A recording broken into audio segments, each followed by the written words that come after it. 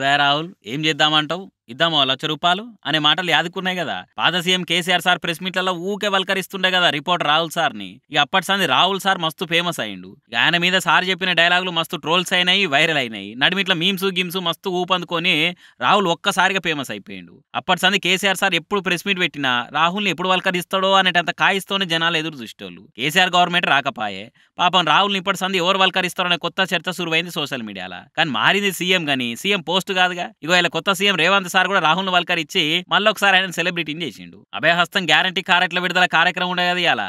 దాన్ని ఓపెన్ చేసినాక విలేకరులు అడిగిన ప్రశ్నలకు సమాధానాలు చెప్పిండు Revanth sir. KCR KTR BRS party మీద మస్తు గుస్సాయిండు. ఖజానాన్ని ఖాళీ చేసి ఇప్పుడు అది ఇది అని లెస్స మాట్లాడుతురని గరమైండు. ఏదో ఒకరికి సాయం చేసి అది చేసినాము ఇది చేసినాము ప్రజావాణి ఫెయిల్ అయింది అని డప్పులు కొట్టుకుంటారు తప్ప అని అసలు నిజమే లేదని చెప్పిండు. 1,00,000 కోట్ల సంపాదన ఎన్కేసుకొని ఎవరో ఒక్కరికి ₹1,00,000 ఖర్చు పెట్టి మొత్తం మేమే చేసినామన్నంత బిల్డప్ ఇచ్చిండు కేటీఆర్ అని నిప్పులను షాట్లేసుకొని చెరినట్టు మాట్లాడిండు సీఎం సారు.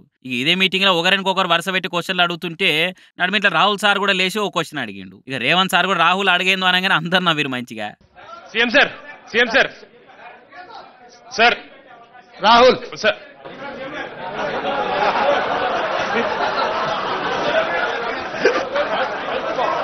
జనవరి 6-7 గ్రూప్ 2 ఉంటుందా లేదా దాని మీద ఇంకా సమీక్షించి నిర్ణయం తీసుకుంటాం.